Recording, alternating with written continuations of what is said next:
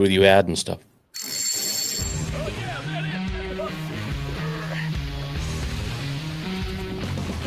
This is Between Hook Sets. I'm Jason Walter from In Through the Outdoors with my partner in slime, Kurt Underhill from the Fishing Crew. What is up, dude? Oh, just kind of cruising through the camera roll here, looking for Steve Bigger's This is pictures. Between Hook Sets. What do we got going on here? Oh, something With changed. my partner in slime, Kurt Underhill. Okay. There we go. I don't know. I had all that set. Oh, something changed. I don't know what. Because I had it set up on the other one and ready to roll. We went to the other one. We went to. Gotcha. For Pete's sake. Yeah. Well, Okay. Well, I guess I'm fired from the show, and we won't see you next week then. I'm on vacation anyway. Not going to happen. Okay. Well, anywho, let me pop this up before I forget it because that's a big deal there. Yeah. So we were going to have Steve on, I think 3 weeks ago.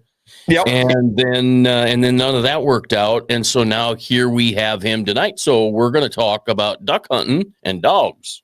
Duck hunting dogs all the way from El Campo, Texas. Steve Biggers, how are you, buddy? Hey, guys. How are you? Good, Steve. Good to see you. Good to see you. Before the show started, you were talking how it was 86 down there. I think it got a little warmer today, but it's probably about 36 outside right now. I haven't seen 36 yet this year. Actually, maybe when we met, it was that. Maybe it was 40, but no, it's about 70 degrees in my RV, and it's about 80 in the field hunting. So it's still pretty warm here. Yeah, that's too warm. Yeah. I got to meet Steve here a little over a month ago at a pheasant hunt, and instantly I somehow find the duck hunting guys in the room. And Steve, you're from El Campo, Texas. Let's hear a little bit about yourself and what you got going on down there. Sure. I've been in El Campo, Texas now since about 96 hunting. El Campo, just for people that it's a big rice growing area. It's actually one of the largest in the country when it production of acreage. It's southwest of Houston, about 2 hours. And our lodge has been here quite a while, and I'm blessed to be in business. And we have hunters usually traditionally from 15 to 18 states per year that visit us. So did you say rice in Texas? You grow rice in Texas? So wild rice. Well, not wild rice for table consumption, but really, the rice industry was actually started in Texas. Really? People don't realize that. It migrated to Arkansas. It migrated to Louisiana. It migrated to California. It originated in Texas. Sure did. All on the Gulf Coast. I didn't know that. Yes, See, now I learned something cool tonight. Yes, sir. Now, the only problem with Texas is our urban growth has grown so much that we're losing so much of our rice production. That's what's hurt us. You see this big shift of geese in Arkansas, correct? Everybody talks about the number of geese in Arkansas. Just Google snow goose population 25 years ago, and every one of those geese were right here where I'm hunting at. This was the capital. Eagle Lake, Texas was known as the goose hunting capital of the United States. So urbanization, our popularity it's been a hurtful sword to us too when it comes on the hunting industry. Yeah. So is that a direct reflection on the flyway shift to the north up here too then?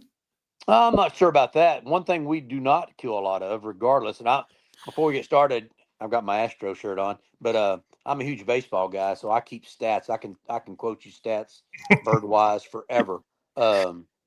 Mallard has never been king here. So when people call me, I'll tell them, what do y'all kill? I said, we kill everything but a mallard. Don't come here for a mallard. Go to South Dakota, North Dakota, Canada, Kansas, wherever. But we shoot every species known to man except a mallard. So as far as that shifting north on that, I can't. My input says no. It has nothing to do with us down here. Okay. So the big thing with that is, 10 years ago, call it, North Dakota got to be able to grow corn. I mean, you grew up in North Dakota, Jason. How often you see cornfields up there when you were a kid? When I was a kid, but that's all we had was corn and sunflower. We didn't even have CRP, right? Wow. So they changed a lot of the cropping patterns where their corn's holding longer, stuff like that. Sure, so I agree with that. they're growing more corn. And so our new thing in Pierre, we always say, unless North Dakota gets a foot to 18 inches of snow, we just don't see geese. We used to winter, 400,000 geese here in Pierre. They don't come down anymore. Right. I'm sure that is a direct result of that. Same thing with you with Louisiana. They started growing rice over there. They're pulling the birds over there because there's more, the cropping patterns change, and there's a lot more birds staying north. They don't have to come down unless they can't get to the food. Right. I think the variety of rice has changed too. The seed rice that has grown a lot now, it's not conducive to waterfowl as much as the conventional rice. The rice that you grew up eating on Sunday mornings at your grandmother's house, it's a different variety of rice, and the geese and ducks love that type, and they grow less and less of that every year here in the United States. Totally. So the rice that's grown in Stuttgart area, do a little research. It's owned by a company called Rice Tech, and Rice Tech ships that seed rice all over the world. So we're actually hurting ourselves, right? We grow less, we ship more overseas, but that particular rice is not the best for ducks and geese. They'll do it, but they love the old varieties that were for table fare. People don't realize that. The last thing I thought we'd talk about is rice and ducks. Yeah. You've got to, this part of the world, to be a hunting guide, duck hunting guide, you better pay attention to what rice you're leasing. So there's multiple. Wow. Yes, yeah. So Jasmine, Basimity. What are they? What's that? What's the Basim? Well, those rices are all part of the rice that we grow. That's just it is okay. Basmati. Yeah. Something like that. Yeah. Yellow rice, wild rice, jalapeno, something rice. Those are Wait a all minute. No, added. that would be. That's never mind. all added after the production of it. Yeah. That's you need to talk to. You need to have Uncle Ben's on. Oh, there you go. Yep, peas and rice. But I will tell you what's different in Texas than anywhere else in the country, and it's what makes if you really Google my name, usually blue-winged teal come up. I harvest more blue-winged teal out of this lodge than just about anywhere in the U.S. And we've had people come here from all over the country, but we get 2 cuttings of rice. Okay, what I mean by that is it's like 2 cuttings of hay. Arkansas gets 1 because we can plant as early as Valentine's Day. Okay, our crops in the ground Valentine's Day. Wow. We cut our first harvest around mid-August. When do the blue-winged teal migrate? On the full moon of mid-August. Yeah, they're going to Mexico regardless. And blue-winged teal, we're going to get off on this rabbit hole, but this is my specialty: rice and blue-winged teal. The blue-winged teal. If you look at a big map, it says there's 4.7 blue wings in the United States. They're all coming through El Campo, Texas, every one of them, because they may come down the Mississippi Flyway, but they're not going to fly across the open Gulf. To get to Mexico, they got to come down Highway 59. That's the corridor for the blue wing teal. We shot a GPS blue wing this year, but they have shown that those blue wings from Mississippi and all of the Central Flyway birds come right through where I'm sitting, literally. So when there's 4.7 blue wings, there's 5.2 million mallards, right? That's spread across 4 flyways. You guys fight over all those mallards. I get every blue wing to come through my house right here. So, that's interesting. You say watch or look at a blue wing. Yeah. Now when they get here though, because we cut that rice and we reflood it. Okay, it's not regrowing the seed; it's regrowing the plant. So the plant, and now we just cut it again. So we get 2 cuttings. Arkansas can't do that. Louisiana can't do that. Just us, just because of our weather. Nice. That's interesting. Yes. I was going to bring that up because that's what you're known for. Ramsey Russell's been there to hunt, and I've listened to podcasts. You are the blue wing guy, pretty much. And I talked to you, come down there. You're like, you want to shoot blue, you want to shoot teal, or do you want to shoot all your full plume ducks? You kind of got the best of the both worlds for us. We do. Yeah, we do. I call it, we have a teal season in September, like everybody else. We have a teal season 2.0 though, the last 2 weeks of January. And that's what I told you. The birds will start to migrate back north. So they love hanging out here. They're here till Good Friday of Easter weekend here. People don't realize that. They're sitting in our backyard. They're here in mid-August, and they're here at Easter. So Same bird. they go to Mexico, but They go to Mexico. they're like any other water. I mean, the most waterfall, we always say they always trying to get back and breed north. That's right. All right. But they want to wait to the last second to go north. Yeah. So they'll sit here, even though it's chilly, it's cold. It's not like your place. And as soon as it thaws out or it's good, they're good to go. As long as we have water. The last 2 years we were talking before the show, we've been in a pretty severe drought.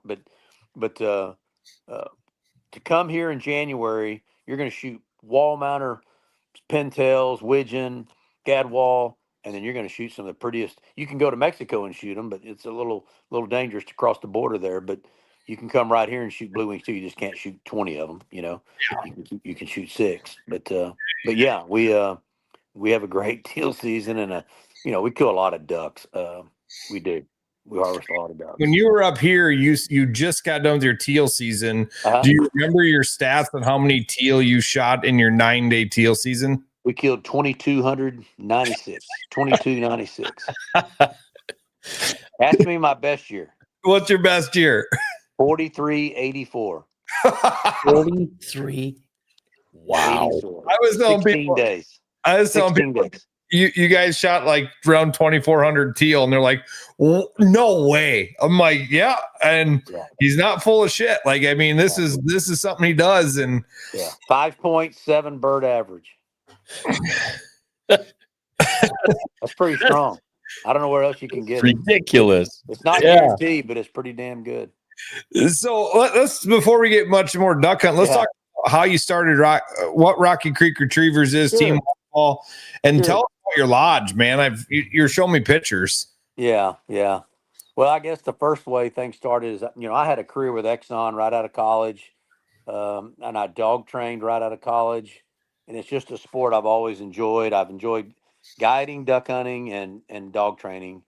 And when Exxon and Mobil merged, you guys are too young, but I had just enough service to qualify for what they called a package. And I can still remember my wife saying, I came home and told her, I said, I'm tired of working 3 jobs, because I started training dogs on the side for a little extra income, and I always duck hunted on the side for extra income in the wintertime. And then I told her I was just sick of working 3 jobs. She said, well, finally, you need to focus on the one that really cares. And I said, no, I signed up for the package. And so that was in 1999, and I've been full-time ever since. The current lodge sleeps 62 people. I have 22 guides work for me. Wow. We lease about 10,000 acres of rice. We flood 2,000 acres of water. We have a good thing going. I've been 11, 12 years with Mojo TV. They're coming in actually Thursday night. We'll film here. They typically film 2 shows a year here. And if you'll watch the intro to their show, anything with a blue wing in it was shot here. And anything with a pintail, most of the pintail footage is from here.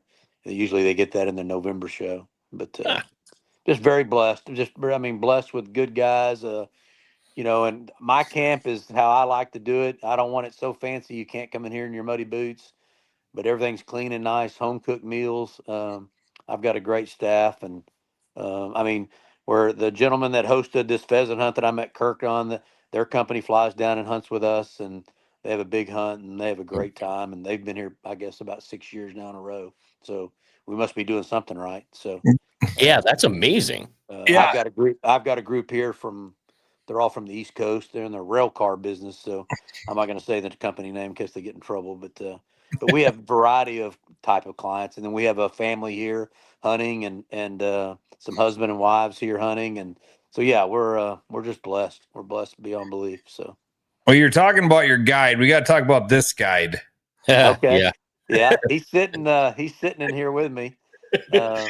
He's homeschooled, so right now he's in here. He's in here. He didn't want to be on it with me, but he's in here listening. So yeah, he's because look at him. There he is again. Yeah, that's with Pat Gregory. I don't know if y'all know who Pat Gregory is. He's a great carver that lives in Illinois. Pat carved him a set of decoys, and Rhodey's his name, and he's 9 years old, and he told Terry Dimon he was born for this. Yeah. Yeah, not many 9-year-olds have a Del Bordelon custom cane call, Sheen waders, He's I don't think he knows what he's got. Maybe one day, what I hope is one day when he's about 30, he realizes what he had a chance to do. Hey, So, you Wow. picture right there. He is dialed in. Like yeah, he's ready to go there. that's classic. I'm glad you put that on there. That gives me chills. Is he a big calling son of a gun then? I mean, Yeah, he likes it. He likes it. He's only got like 30 calls. I don't. Everywhere we go, we have this really cool store here locally. Again, you guys aren't old enough, but I went to Max's Prairie Wings when it was in the old house or when the original building. We have a place that's like that, and I can't go in there without him buying something. And then all these duck call guys coming on here, and they give him a call. He's got, y'all know BC Rogers that owns Wren and Ivy Bags and out of Mississippi. No, You need to Google anyway. You need to Google him. You need to have him on your show. He makes great hunting products, but he's got a Wren and Ivy bag. I mean, no 9-year-olds have that, but he does. no 40-year-old sitting here on the show doesn't have that. So Yeah. Well, here's a 63-year-old who just got one a few years ago. But yeah, I'll have people hunt with us, and they'll say, "Oh, that's a Wren and Ivy bag, Brody." And oh yeah, I thought everybody had one of these. No, not everybody. but he loves doing it. I mean, you were so proud telling me about him, being out there and hunting with you, and he kind of grew up in it. So yeah, he did. His mom worked for me at the kennel. When we were. So I was telling Kirk, I lost my wife to a pretty tough disease, and so we had to scale back the dog training and stuff. But at the peak, my daughter worked for me, and so they live 200 yards from the kennel on some land that we gave him, and by the training pond. That's his big fishing pond and stuff. So yeah, he's grown up in it. He didn't have a choice. And I had 2 daughters, and then so he's my first out of 5 grandchildren. And being a boy, that made it even better. Oh yeah. Yeah, That's amazing. Yeah.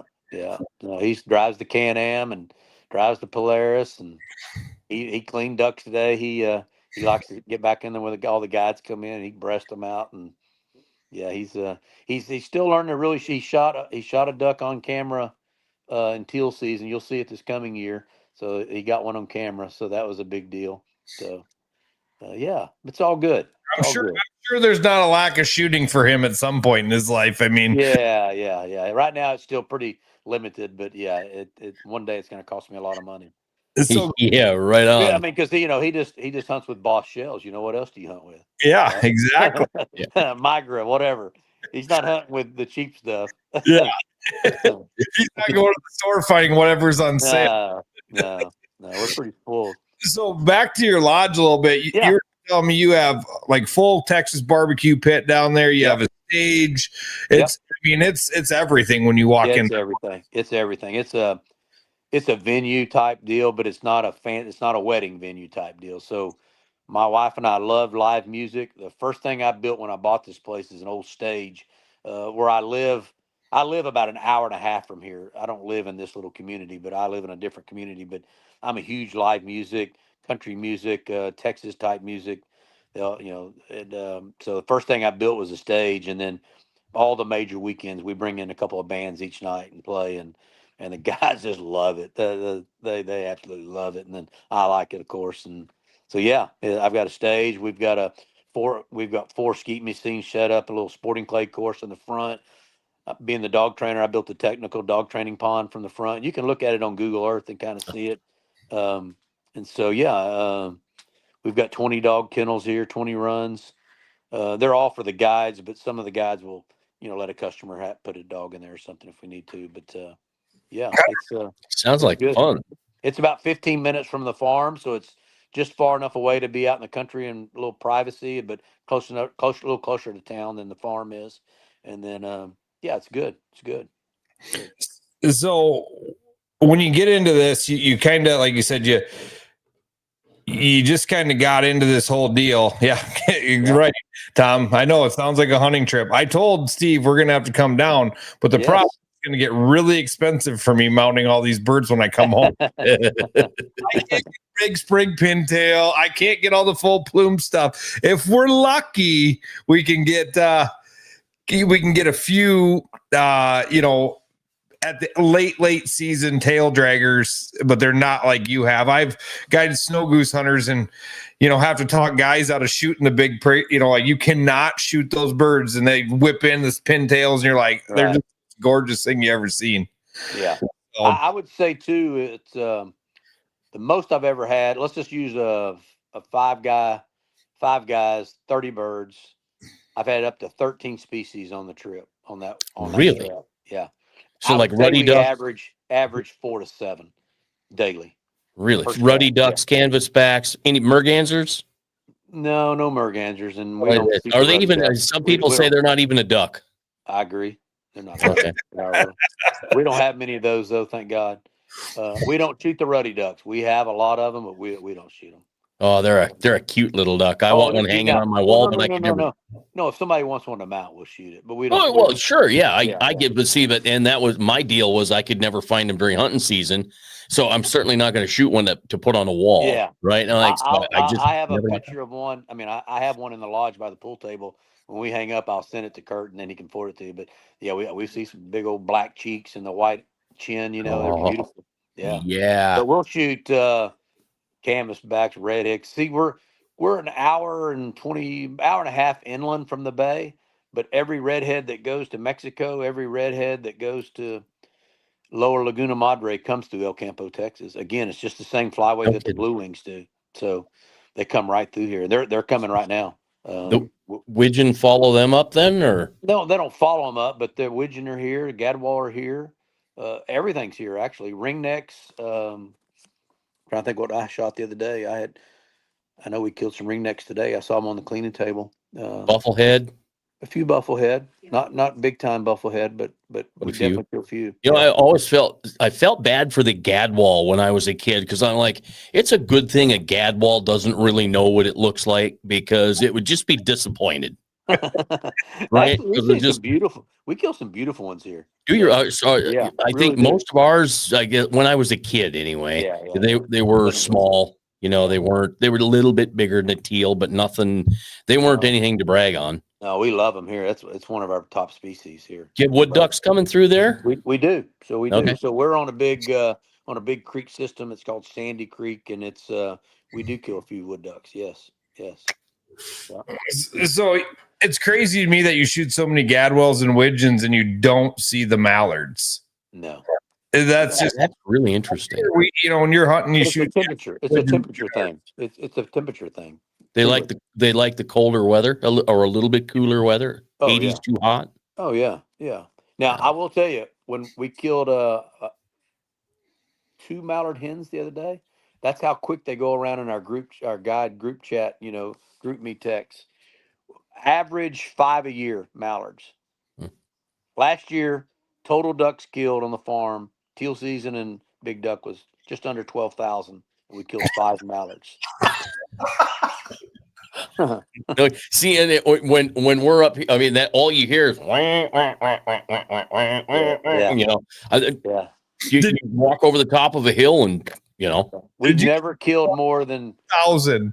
In all my record keeping years, we've never killed more than 10. So that's crazy. Hold on. Did you say 12,000 ducks? 12,000 ducks. Yes, sir. Now that's ducks, geese, and cranes in teal season. Wow. Oh my God. That is just heaven to me.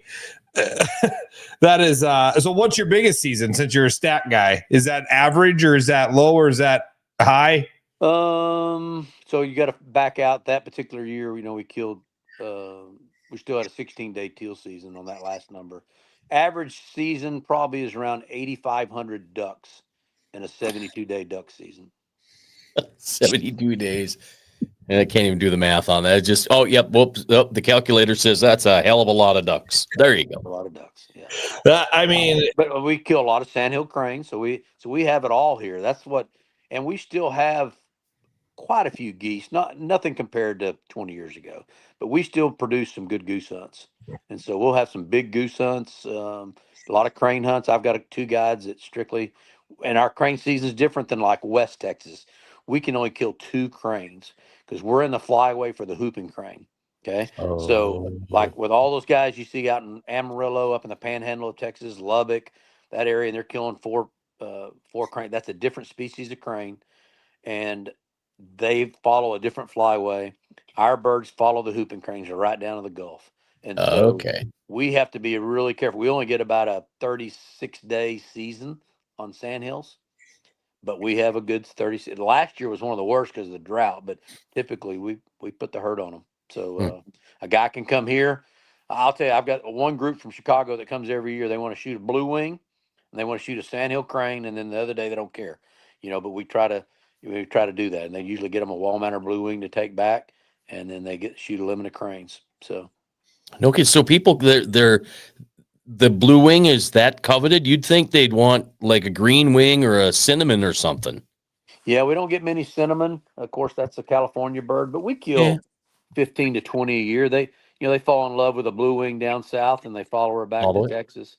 And we usually pick off a half a dozen of them. So Yeah, blue wings are tough. Like that. You don't see many good mature blue wings if you're us. Yeah, right. Yeah. people come here just for that. I mean, Yeah. literally. I've had them here for 3 days, and they'll pass on big old wad of spoonies or gadwall or whatever because they want to be able to get they want to make sure they save enough space for their blue wing. You can't pass on the Hollywood mallard. Oh man, we love them. I love them. Yeah. There's cook 'em another in a one. I was roll-up. as a kid. We I'm can cook them in a roll up, and you'd think I could tell you it was Neil Guy or elk or whatever, and it's spoony. taste, they just taste a little muddy, Oh. right? They make you look like a great shot too. They always crumple. They're great actors. Yeah. They're always with that big bill. They're Yeah. great actors. They'll dump in with some mallards, and then it never fails. You shoot those, and it's like, oh, who shot the Hollywood mallards? Yeah. The It's only like a ones- pretty we woman don't with a like big them in nose. September. We don't like them in September. They blend in with those blue wings in the dark, and Yeah, Yeah. right. yeah, some of that casualties of war stuff. But it can be tough. So, so you've been doing this since '99 is when you decided to start this whole deal. Full time. I've been duck guiding. I'm 63. I started guiding at a club east of Houston that's very historic. And it's been around forever, since the 60s. I guided there as a young man, like college time up until my mid 30s, and then when I went out on my own, I hunted for it. So I've been guiding right at 43 years. So what did you do before the whole duck hunting guiding thing? Did you work at a grocery store or I a worked for Exxon. I worked for Exxon. You, oh, that, for a okay, real that's guy. right. Yeah, I forgot you said that. That's right. Yeah. Yeah, And again, okay. the town that I grew up in, it's the world's largest refinery. Everybody worked at Exxon. I mean, nepotism was strong. And so if your dad was a good guy, every kid that wanted to go to work for Exxon could go to work for Exxon. So yeah, I went to A&M and got out of school, and everybody said, "Where are you going to go to work?" And I said, "Well, I'm going to work for Exxon. I don't know about y'all. Everybody works for Exxon." So it was that kind of town. It was like the old Pittsburgh steel days, and everybody worked for the steel company. But yeah, it was all good. It helped fund a horrible habit, that's for sure. Yeah, I don't know. Horrible habit. I think you got a heck of a habit, if you ask me. Yeah. But so you guys, you do this pretty strong. You house 22 guides, you said. I mean, are you probably, like, from my research, you're the teal guy, obviously, but you are probably the biggest one in the area down there, I'm gonna have to say. We are the biggest one, yes. And you didn't start the biggest, so how did you gain it? I mean, I'm guessing you have customers that have been coming back for 10, 20, 30 years. I do. I had a group here this morning that hunted. They hunt 3 days a week, the entire season. They hunt every weekend, and they hunt Wednesdays. And then I have companies that, like Saddle, I guess we can say the names, but there are certain companies that they block out certain weekends every year, and they're here for 3 days and 4 days. And then there's individuals that come back for years after year.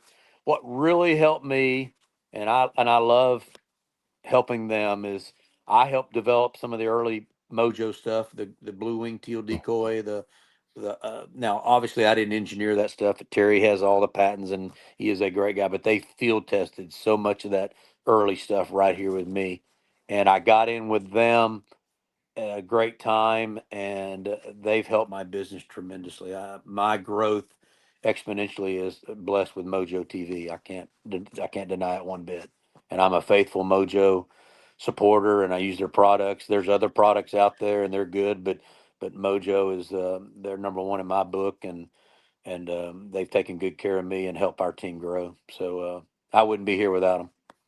Now, so I don't want to put you on the spot, Yeah. but did they when they first made theirs? Was it the metal wing one? Yes. So Yes. that is still the best. Oh yeah, they came out with a whole new series with them too, and I've got one here right behind me on the desk, still in the box. That's what we're going to hunt with on Thursday or Friday when they hunt. Come here to hunt. I had a guy come hunt with me, and he's like, way back in the day, right? Mhm. When I was 15 years old, and he's like, let me see your Mojo. And he bent my wings. Bent like this, and it works better. Yeah. Like they just come out and they cup up like this, and you look at it, you're like, what? And they're all bent, and he's like, trust me. And because birds kind of caught on to him a little bit, they kind of get to him, but we bet. I wish that decoy still worked. I mean, I wish that Mojo still worked. I still have it with the paper feet, and it's by far the best decoy, best. You need to, as much field hunting as you guys do, you need to look at the new product called the Blade. Have you seen Is that it? the flat one that rolls like this? Yes. Yep, Yes. I looked at that. I use it. I use it daily. I don't put it in my decoy spread per se. I may put it 20 yards down the shoreline. Big, long time attracting. We've had a lot of fog the last 10 days here. I love it in the fog. It puts off a pretty good flash when there's not much light. Oh, sure. It's pretty good. And we haven't had a chance to use it in the big field yet.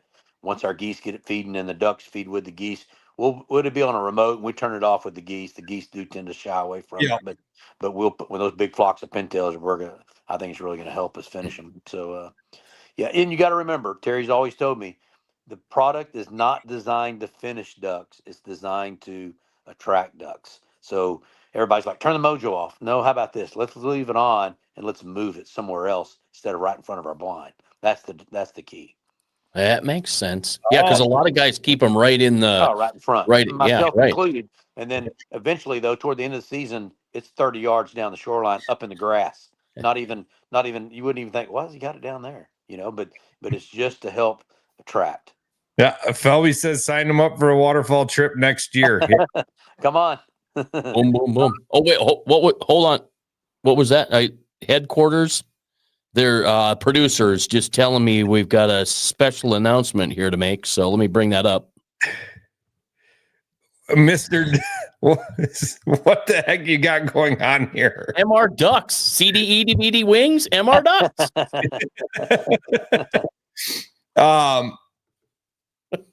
So Tom wants to know. I kind of skipped over the started.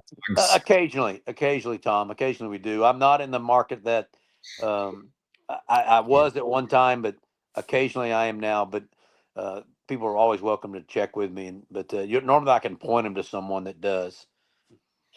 See, when you had your dog, were you breeding and doing all that down there? And I'm still doing my dogs. I just don't train 30 dogs at a time and have a breeding program like I did at one time. I still train. I usually start in February right after duck season, and I train a dozen to 15 dogs. But I used to campaign dogs. I did all the hunt tests. I've run in the Grand. I've trained the master hunters. I've trained I've trained probably 35 master hunters, I guess, over time. So, but that's I'm not gonna say it's a young man's game. It's gotten to where, they just finished the Master National, and it was here in Texas, only about 2 hours from the lodge. They were running it the first 2 weekends of duck season. And to me, that's almost criminal. When I ran hunt tests, they all ended before duck season started. I just turned around and scratched my head. I'm duck hunting. I always have been that way. I have made a living dog training, but I am a duck hunter first. When duck season rolls around, I'm duck hunting. Period. I still train. I still like to train, and I still train.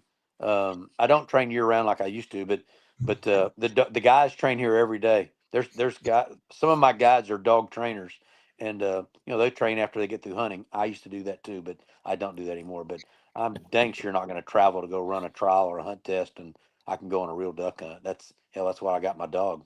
So, well, that makes sense. I mean, keep it real, right? When I was a kid, that's me. That's obviously I'm not I'm the minority because more people are running the hunt test on a weekend than they are duck hunting. See, and I would rather do that. I'd rather hunt for real. When I Sure. was a kid up in North Dakota, there was a guy that used to crossbreed pheasants and ducks. They called him a.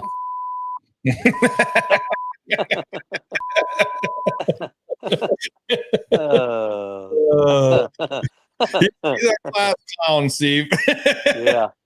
But Every once in a while. so, you guys get down there, and so when you're okay, so I asked you earlier, how are you guys hunting these things?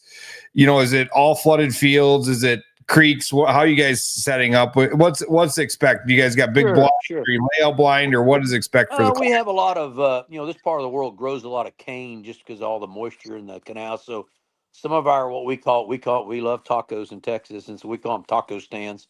But they're just a big vertical blind, usually built into a cane patch, and then the rest of them are pit blinds, either fiberglass or metal, and then they're on moist soil units. I would say we're a dead even split moist soil and then flooded rice are the others. But we are hunting over water. Most of the water is, 4 inches to 2.5 foot deep. Just what a duck likes. So, Yeah. Yes, sir. So when do you move your blinds like your cane blinds? You move the taco stand much? No. They're all permanent built. Yeah, they're permanent built. Now all the guides, we call it going Indian. We call it going Indian. We go Indian sometimes, and that's where we might sit on a Momar stool or something like that, and we'll go if it's just the way the wind's blowing or the way the feed is or the way we've dissed the lanes or something like that. There's always opportunity to go Indian. So when customers call me, I tell them you can hunt anywhere we have in rubber boots. If you want to be an adventurous waterfowler and you want to go where the ducks are exactly sitting, bring your waders and we may wade in. And that doesn't mean you're wading for 3 miles or anything like that. We're just going over a levee and we're hunting where there's no blind, and we'll sit on a Momar stool. And I'm not doing a plug for Momarsh, but they make great stools and they make great stuff. And we'll use or maybe one of their pop-up blind panels or something like that brushed. And we'll hunt like that. So, and it all depends on the customer. You kind of way I'm getting at this is you're pretty customer friendly. So whatever you want to be. No doubt. It's their money, it's their hunt. So, that's why you're successful. I've been to these places where like we're doing this no matter what, Right. The other thing I don't do is I don't combine anybody. I used to go to Arkansas a lot, and my common question was, and nothing against Arkansas guys, it's great, it's good hunting, but it just seemed like every time I went there, I ended up in a group of 10 people, and I'm like, I don't want to hunt with you guys. I always ask, what's the private group? Well, a private group's 6, so we show up with 6, and they put 4 more with us. And so I'm like, okay. So my huge deal is I like smaller parties. It's less pressure on a pond. We'll hunt a minimum of 2 people, and we don't mix you with another 2. Now we can't goose hunt like that. That's too much labor. If you want to goose hunt, it takes 6 people. But I have a few of these little rules, and then we'll hunt a minimum of 3 people on the weekend. So a guy can, a group of 3 can come out and hunt. There's not many places like that will do that. So, no. And then we'll have a group of 7. I got a guy that they've got a group of 7, and originally they wanted to split, and he texted me earlier and, hey, I think we all want to hunt together. That's fine. It's your hunt. Perfect. Yeah. When we went down to Amarillo a couple years ago crane hunting, we took 4 guys down, went down there, and we get there, and they're like, "Yeah, you're gonna hunt with other guys." And we're like, "What?" Yeah, that pissed me off. We want to hunt by ourselves. Like we came. Yeah. Well, we have to have. We like the parties of 8, and I'm like, well, then you should have told us that before we left. That's right. 4 guys to come with. That's right. We bought a trip at Delta Waterfall, and it was a 4-guy trip. So that's what we did. We had a couple days on the trip. We did the thing, and we get down there. And the first day, our other guys didn't show up. Maybe because we gave too much hassle. Like we're like, hey, we want to hunt by ourselves. So we hunted by ourselves, shot our limit of cranes. That day, the lodge guy or the owner come over to our Airbnb and's like, hey, I'm going to send you over here with these guys. You're going to shoot some ducks. You're going to shoot some cranes. Okay. Well, there was like 13 of us in a blind. Yeah. And I'm like, in an A-frame. Right. Jesus. The next day, there was like 15 of us in an A-frame. Yeah. I've seen it too many times too. We've had to combine groups, but the way I've worded it is like this. We can, here's the scouting report. both you guys want to go goose hunting, we've got one field, and I'm gonna ride a A and a B on the quarter, and I'm gonna flip it, and one of you gets to do it, and the other one of you are gonna go duck hunting, or you can combine groups. I'll leave that up to y'all. If they want to flip for it, we flip for it. If they want to combine, we combine. But everything's predetermined. Yeah. It's the only fair thing to do. And then Well, I mean- someone will just bow out and say, no, you know what? It's not worth it. I'd rather duck hunt and be with the guys that I came here with, and I'm good with. Same thing on the dog. Okay. That's the big question too, right? I used to say, and I'll use another state, Missouri. I could drive all the way up there to book a hunt and tell them, look, I'm a dog trainer. I got a pretty good dog. I'd like to hunt it. And I show up and the guide's got a dog. And I'm like, okay, look, as long as your dog honors, but I'm going to pick up every duck that I shoot. I'm paying for this trip. So, well, the guy goes, well, if they can't go get it, I'm not going to go get it. I said, I wouldn't expect you to. So, I treat that as well too. Customers love to bring their dog here. Some of them I trained, some of them I didn't.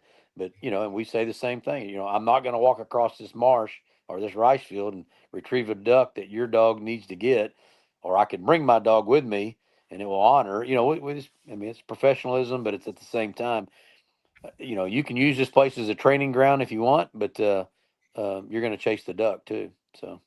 Yeah, I would not bring my dog because she breaks, because she's a pheasant dog too. Yeah.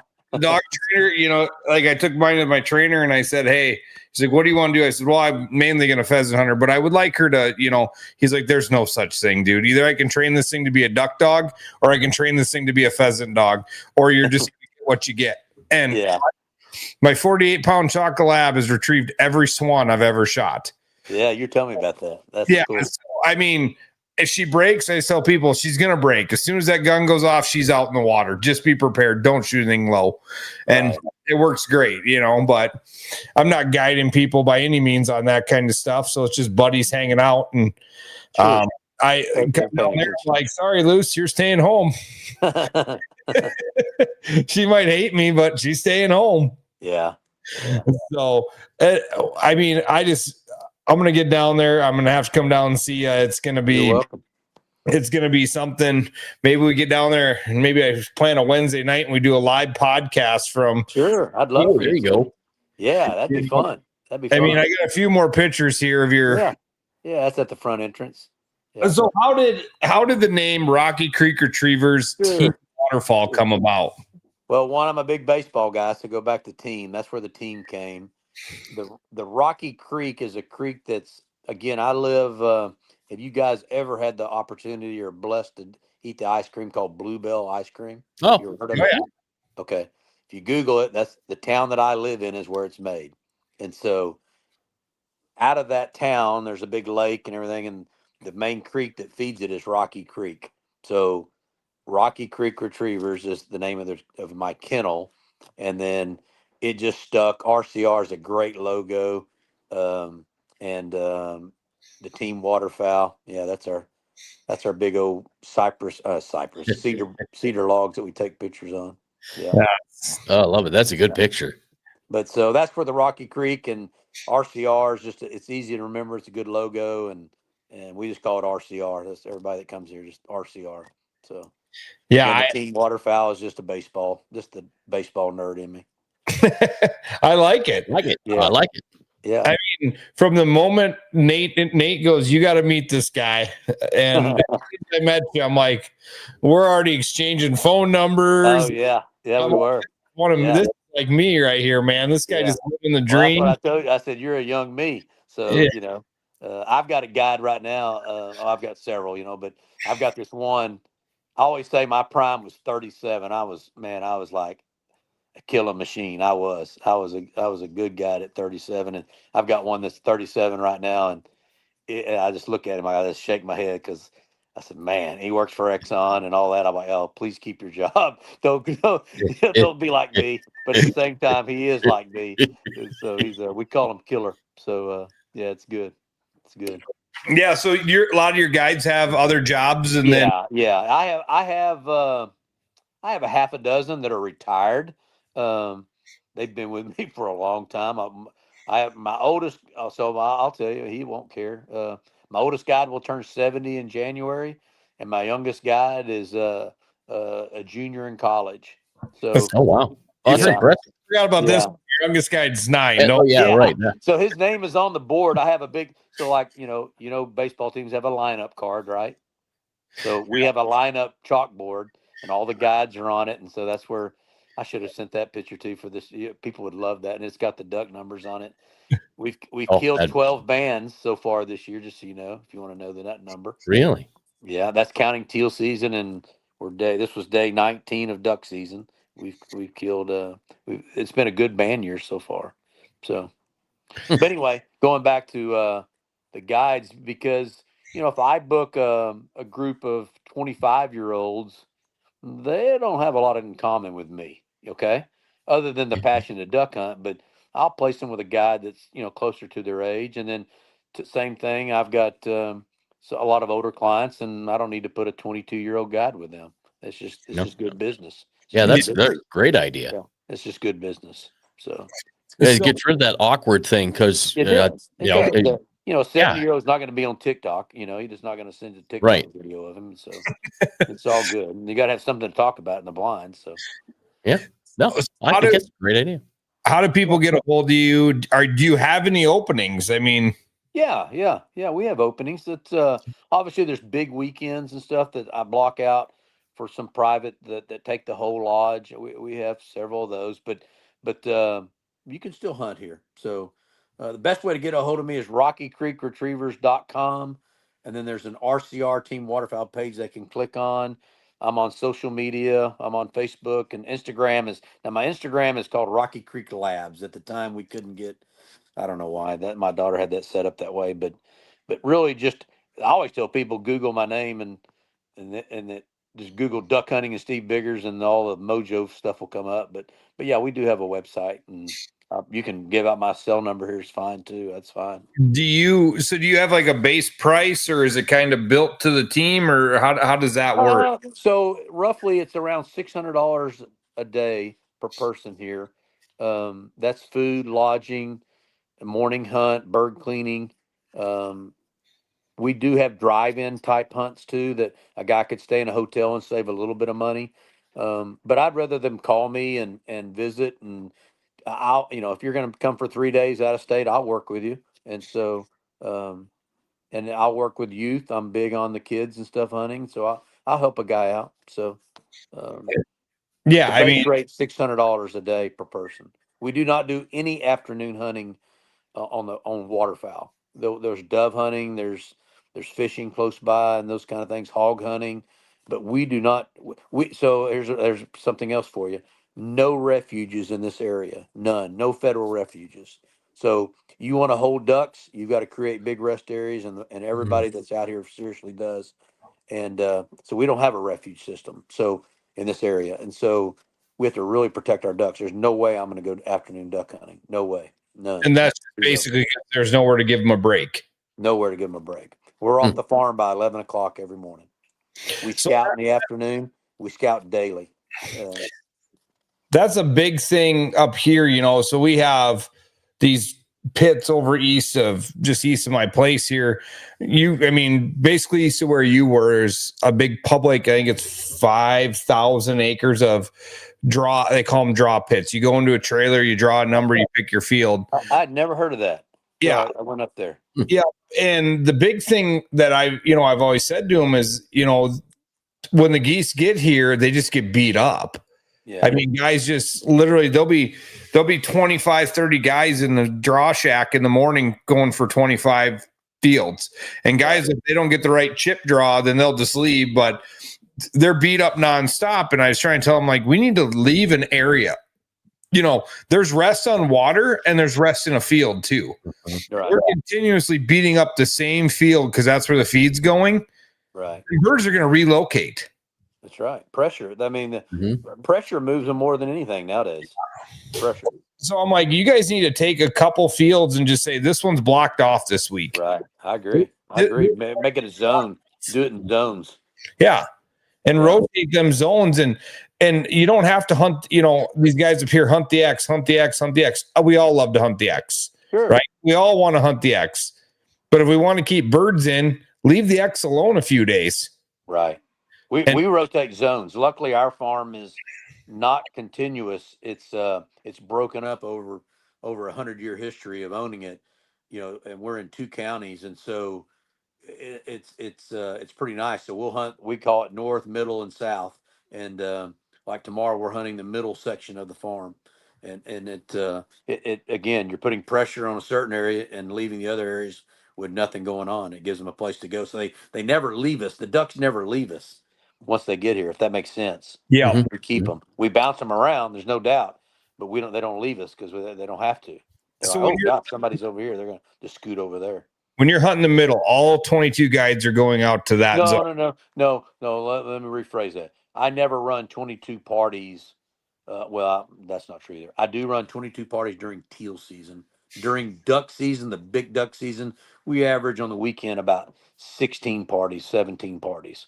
It takes 22 guides to get 16 guys available, if that makes Yeah. sense. Yeah. Yeah. Yes. So now big ducks. So teal season, since their ducks are moving through, we hunt 20 to 22 groups for 9 days. Big duck season, we've got to protect our ducks. I can't run hunts like that. I wouldn't Yeah. have a duck on the farm. So you're right. So When that let's clear that up. I don't have 22 parties a day during big duck season. So during teal season, them birds aren't really sticking around regardless. They're going to be there for a short period and they're gone. That's right. They're here and then they're gone. They could be gone overnight. Wow. Yes, sir. Yeah. So you take advantage of them when they're there. Yeah, They're there. it's a resource that's there. Yeah.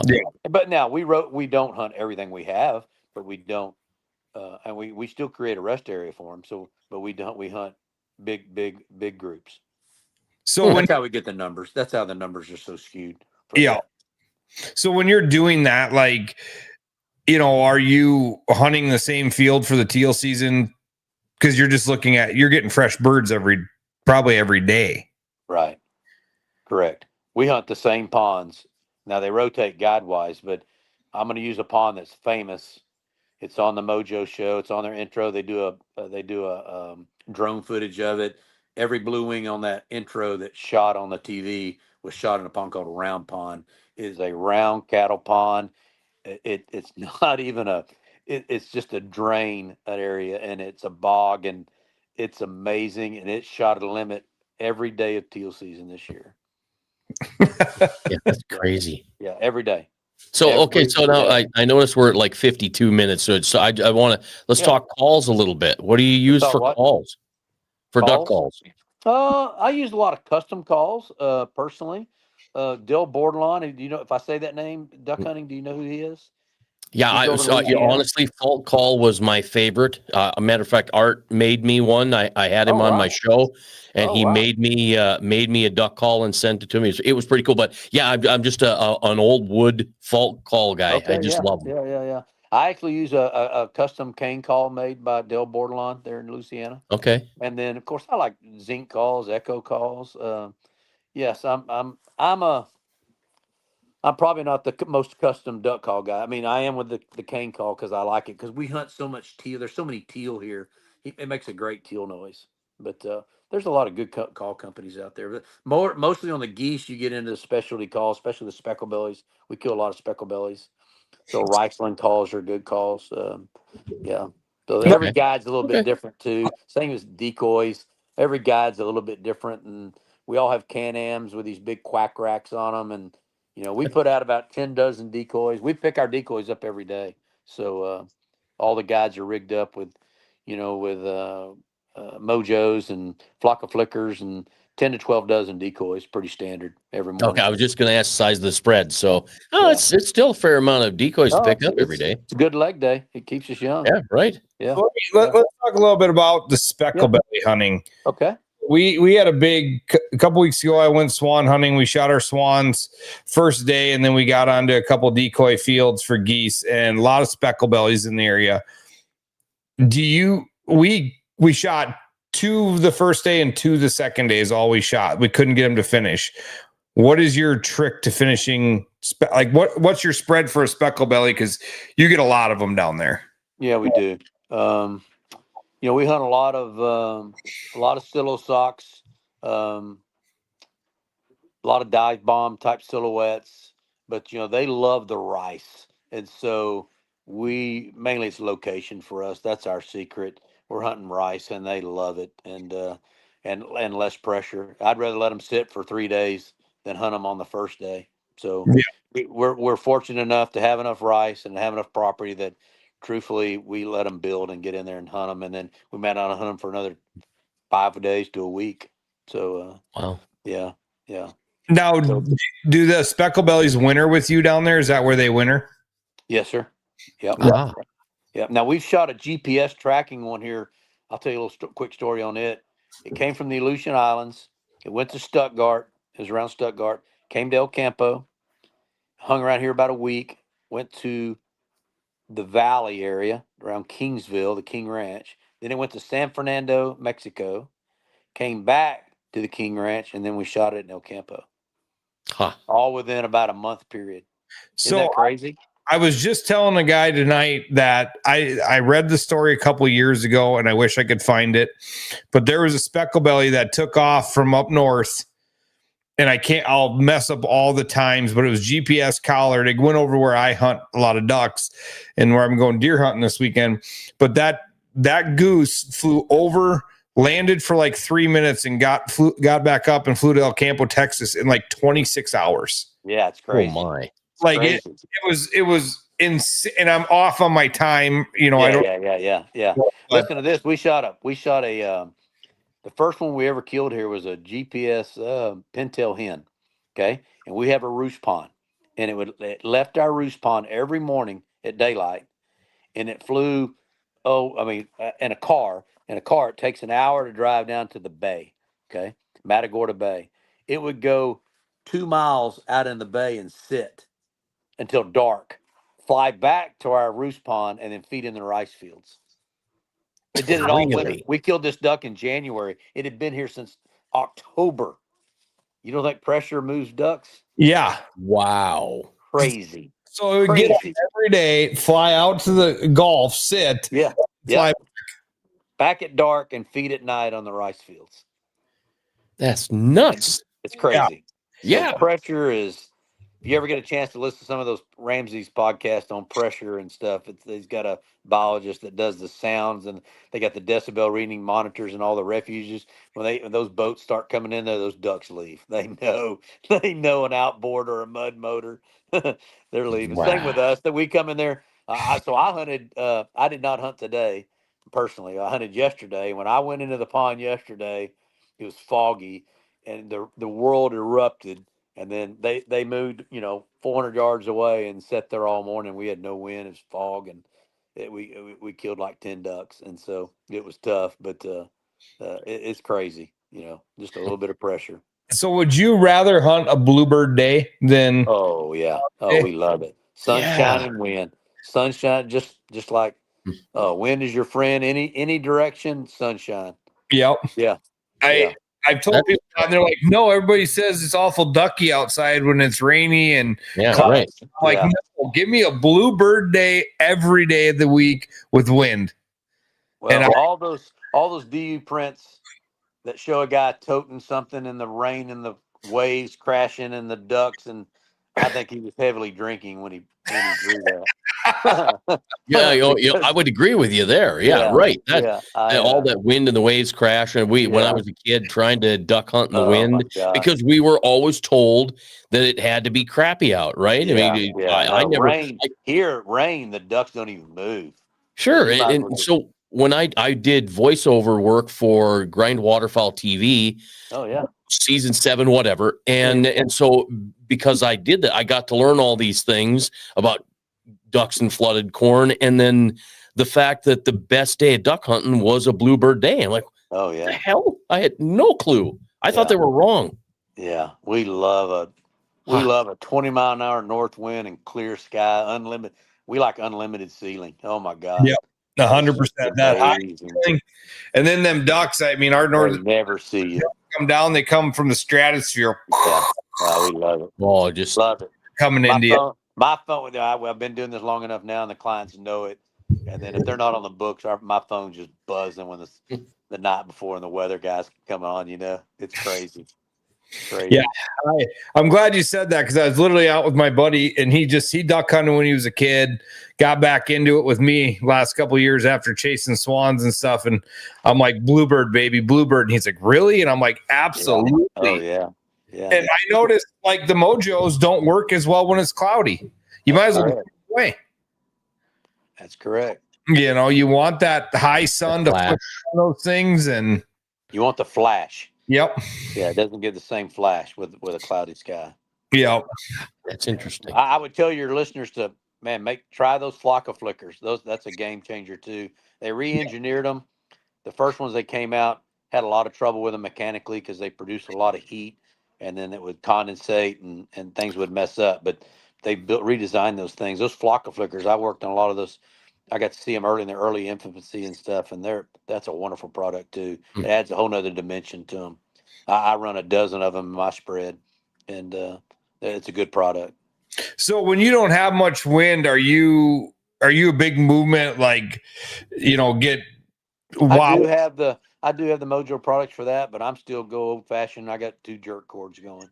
Okay. I like the jerk cord.